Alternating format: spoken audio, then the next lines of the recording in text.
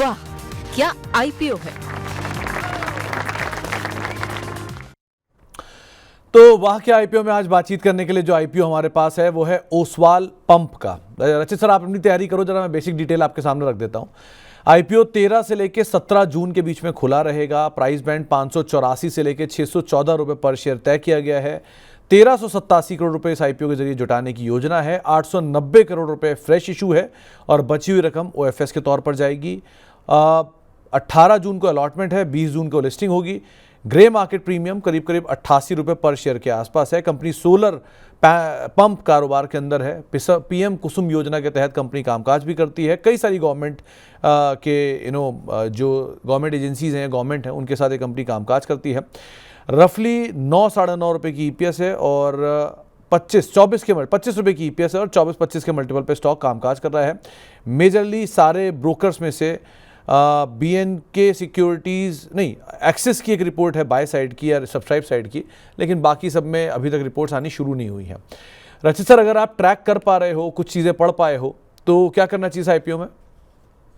Sir देखिए, जिस तरीके से अभी जितने मैं डिटेल इकट्ठी कर पाया हूँ, इनका डिस्ट्रीब्यूशन नेटवर्क जो है वो ठीक लग रहा है। 473 से कहीं ना कहीं 636 तक होता हुआ भी दिखा है। और सर इनकी जो एक्सपोर्ट्स है वो 17 कंट्रीज में जा रहे हैं, एशिया पैसिफिक, मिडल ईस्ट और नॉर्थ अफ्रीकन रीजन। तो at the very face of it ये ठीक लग रही है कंपनी। और इसका जिस तरीके का वर्किंग है या जिस तरीके के फाइनेंशियल्स अभी मैं देख पा रहा हूँ, रेवेन्यू फिगर्स भी आप देखें ग्रो ही कर रहे हैं। मार्च 2022 361, फिर 387, फिर 761 और अब 4 फिगर्स में आ गया है।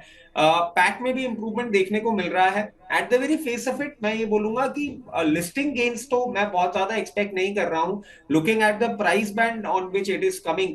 और अगर आप इसको लॉन्ग टर्म या मीडियम टर्म इन्वेस्टमेंट के हिसाब से लेना चाह रहे हैं तो डेफिनेटली आप ले सकते हैं। सर आपने इसका पी जो बताया था वो 24 का था, और ऑलरेडी लिस्टेड शक्ति पंप जो है वो 29 के पीई पे ट्रेड कर रहा है इन लेवल्स पे। तो वैल्यूएशंस पे मैं थोड़ा सा एक कंसर्न अभी रख रहा हूं, तो इसमें लिस्टिंग गेन्स नहीं बोलूंगा। बट हाँ, आप इसको छोटे जो वो होते हैं 14,000 रुपीज वाली जो होती हैं लॉट्स, उनमें एक दो लॉट एक बार अप्लाई करके देखिए और तीसरे दिन तक एक बार देखिए। मेरी समझ से not for listing gain, but हाँ इन्वेस्टमेंट्स के लिए एक बार ये कंसिडर किया जा सकता है। इनफैक्ट बहुत लंबे टाइम बाद कोई पंप कंपनी का आईपीओ आज मैं देख रहा हूँ। किर्लोस्कर नहीं, शक्ति नहीं, केएसबी नहीं, रोटो नहीं, ये सब तो बहुत पुरानी लिस्टेड कंपनी है ना रचित सर? बहुत टाइम बाद हुआ है ना इस सेक्टर में हलचल कुछ? बिल्कुल बिल्कुल बिल्कुल। पंप मतलब आप देखिए ना कि इतने हैं भी नहीं, और बहुत टाइम बाद सुनने में आया है।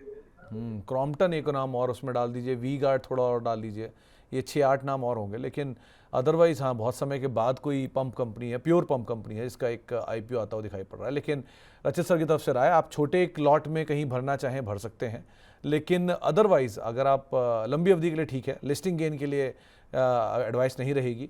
ये ब्रोकरेज हाउस के व्यूज़ भी हैं। रेलीगेयर सब्सक्राइब की राय दे रहे हैं, स्वास्तिका सब्सक्राइब की राय दे रहा है, लक्ष्मी श्री अवॉइड की राय दे रहा है। तो ये अलग अलग ब्रोकरेज हाउस के व्यूज़ भी आपने सुन लिए। तो ये सारे वो आईपीओ जो कि खुलने वाला है और इस आईपीओ को लेकर क्या अनुमान लगाया जा रहा है उस पर भी आपने चर्चा सुनी वाह क्या आईपीओ में। आगे बातचीत करेंगे इसके ऊपर हम।